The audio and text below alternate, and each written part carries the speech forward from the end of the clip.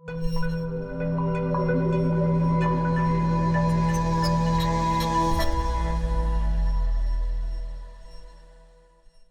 corre l'obbligo di ringraziare il Presidente della Fondazione Antonio Segni, il Professor Antonio Segni, che sin dall'inizio ha creduto e ha sostenuto questa ricerca. Ringrazio le autorità che hanno portato i saluti, il coordinatore di questa iniziativa, il Professor Chessa, a cui sono molto grato, e davvero un sentito ringraziamento anche ai relatori per la loro generosità e disponibilità. La ricerca è cominciata nel 2017 e all'inizio sembrava pressoché impossibile trovare il materiale per comporre un volume. Il ritrovamento all'interno dell'archivio storico della Camera dei Deputati, lo ha ricordato il professor Segni, di una cartella che conteneva il carteggio fra Antonio Segni e Leopoldo Elia, ha rappresentato una svolta. E comunque Segni non si limitava a consultare soltanto il suo consigliere giuridico, ma, come è stato detto, cercò di conoscere il parere di altri autorevolissimi giuristi e costituzionalisti in particolare. Questa scelta di chiedere consigli e pareri non può essere considerata né un segno di debolezza né tantomeno una missione di incompetenza. Segni è stato notato, secondo me in maniera molto discutibile, a differenza di altri presidenti, chiese pareri perché non aveva piena consapevolezza delle questioni giuridiche costituzionali. Non è proprio esatto, secondo me. Dietro questo carteggio c'era ben altro, e c'era la capacità di riconoscere la complessità dei problemi che richiedevano un parere tecnico. C'era la volontà di comprendere meglio la più alta carica dello Stato, che anche a Segni, come è stato detto, e ad altri giuristi sembrava enigmatica. Alla base del carteggio inoltre c'era l'esigenza di trovare un supporto tecnico, una sorta di copertura alle sue scelte politiche, e anche per questo cercò di consultare non soltanto i costituzionalisti di area cattolica, ma anche, come è stato notato, costituzionalisti di area liberale, di area diciamo così socialdemocratica, come poteva essere considerato Crisafulli, che passò dal PC al Partito Socialdemocratico.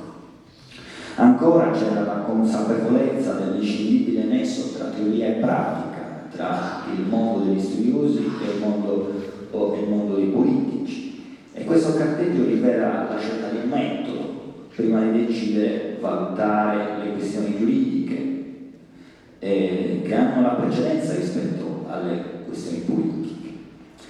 E poi dietro questo carteggio c'era una robusta passione giuridica che non venne mai meno, neanche quando Segni era completamente dentro la politica, era occupato completamente dall'attività politica.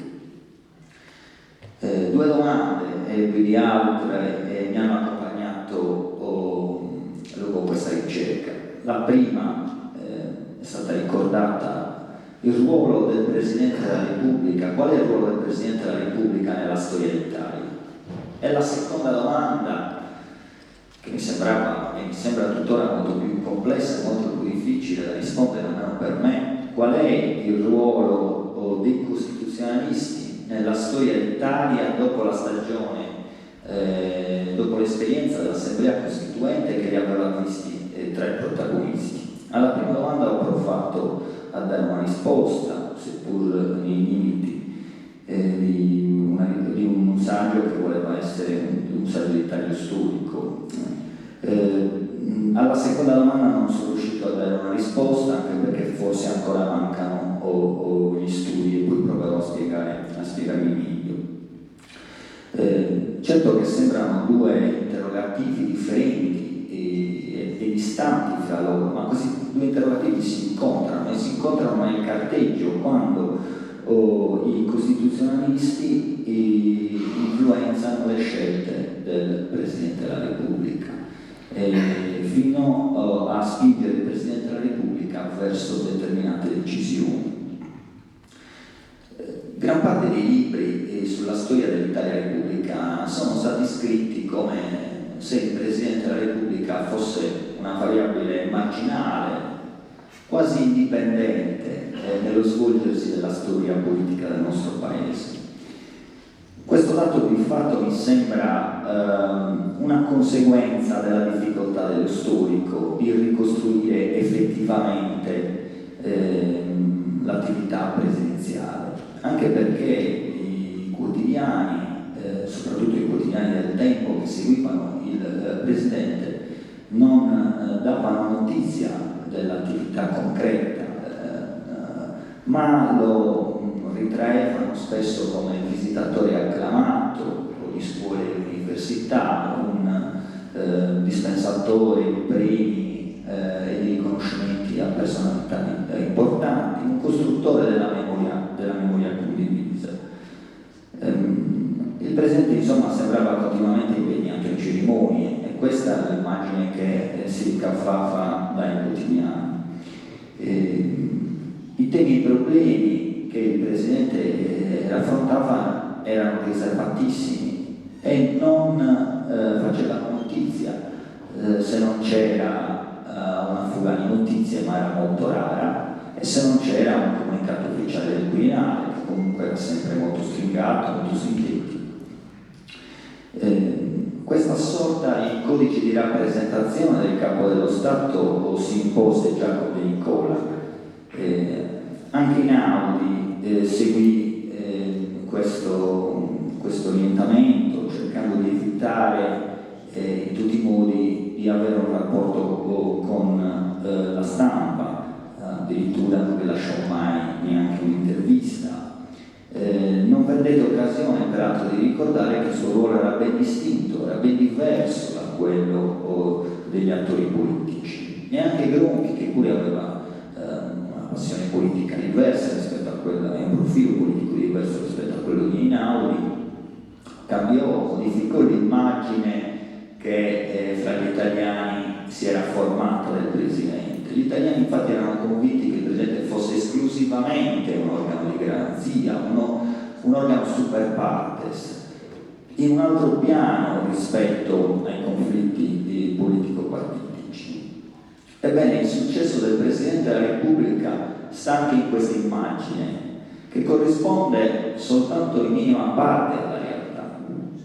Non soltanto segni, ma anche Einaudi e Gronchi erano completamente dentro la politica, portavano avanti, spesso in competizione con altre forze politiche, le proprie idee, avevano una visione che cercavano di realizzare. Ce l'ha ricordato, ad esempio, anche Esposito, nella sua bella voce sul Capo dello Stato, ma a volte lo dimentichiamo. Anche i presidenti tentavano di imporre gli uomini a loro più vicini e provavano a condizionare la produzione normativa e l'azione dell'esecutivo. Non sempre naturalmente il ruolo del Capo dello Stato era incisivo e decisivo, ma ciò che è importante sottolineare erano le azioni quotidiane e le intenzioni anche. La determinazione di segni naturalmente era una peculiarità del suo carattere, lo aveva dimostrato anche durante l'esperienza della riforma agraria, ma il suo modus operandi al Quirinale non rappresenta un'eccezione. Bisogna forse rassegnarci all'idea che possiamo costruire fino in fondo completamente l'attività del Presidente della Repubblica attraverso la ricerca storica. E forse in questo quadro il ricorso alle ipotesi, cioè alle supposizioni di ciò che effettivamente accade, è l'unica via praticabile. Il Presidente partecipava alla nomina dei ministri, è stato ricordato, e spesso in imponeva alcuni nomi, ma cercava anche di imporre i nomi di alcuni sottosegretari, cercava di influenzare il movimento degli ambasciatori, in particolare a Mosca, a Parigi, a Londra e a Washington. Il presidente cercava di far valere le sue posizioni quando si dovevano nominare gli ambasciatori. E poi, l'abbiamo visto anche in questo carteggio, il Presidente della Repubblica voleva dire la sua sulla nomina dei vertici delle più importanti aziende di Stato. Ad esempio, Segni voleva esprimersi a proposito dei vertici dell'Enel. Quindi il Capo dello Stato non soltanto mediava, non soltanto cercava di moderare, di evitare che prevalessero le tendenze estreme, ma era ben chiaro alla classe politica che il Presidente della Repubblica partecipava e contribuiva alla determinazione della direzione generale. Non era l'unico manovratore naturalmente, ma era fra quelli che avevano le mani sul timone, e non soltanto con l'intento di evitare che si andasse in una via pericolosa e si rispettassero i fondamenti giuridici dello Stato, ma anche con l'obiettivo di realizzare uno specifico scenario economico e politico. In altra sede ho avuto l'occasione di ricordare che gli uomini che circondavano il Presidente, che gli fornivano le informazioni, che lo consigliavano, facevano parte della sua biografia politica, perché in alcune scelte erano stati determinanti. Ora mi sembra anche ancora più evidente che lo storico non può limitarsi a studiare soltanto il vertice, soltanto il Capo dello Stato, ma deve allargare il suo sguardo, studiare i segretari generali, i capi servizio, i consiglieri, sia quelli ufficiali sia quelli non ufficiali, perché se la storiografia concentrasse l'attenzione quasi esclusivamente sul titolare della carica, ne verrebbe meno una parte importante utile alla comprensione della figura del Capo dello Stato nella storia italiana. Molti lavori sui singoli costituzionalisti sono a disposizione anche molte opere, ma manca molte analisi delle opere dei costituzionalisti, ma manca, mi sembra, un lavoro di sintesi sui costituzionalisti e la storia d'Italia. Ancora, in altre parole, non si trova una risposta alla domanda quanto hanno inciso i costituzionalisti nella storia dell'Italia repubblicana. Il loro contributo si rivelò meno utile e meno importante quando si passò dalla costruzione dell'ordinamento alla gestione concreta dell'ordinario. Io naturalmente non ho una risposta a questa domanda, ma ho soltanto alcune impressioni. Mi pare che il rapporto tra la Corte Costituzionale e la scienza giuridico-costituzionale sia tuttora molto stretto, ma ancora sappiamo davvero poco sul ruolo dei costituzionalisti all'interno del Parlamento, perché essi sono stati e sono un riferimento all'interno dei gruppi parlamentari e delle commissioni. I costituzionalisti spesso hanno diretto e dirigono gli uffici legislativi alla Camera, al Senato, in diversi ministeri. Sono stati Elia Guarino, ad esempio, sono stati ministri. I costituzionalisti sono stati un riferimento imprescindibile nel dibattito sulle riforme istituzionali e sulle riforme elettorali. Ecco, in che misura essi hanno inciso nella storia dell'Italia repubblicana?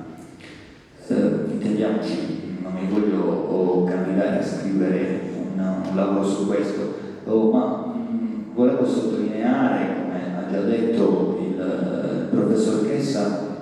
che il confronto fra discipline diverse, fra storici e costituzionalisti, può essere molto utile anche per comprendere, per meglio approfondire il passato e il presente dell'Italia repubblicana. Nuovamente molte grazie per la vostra disponibilità.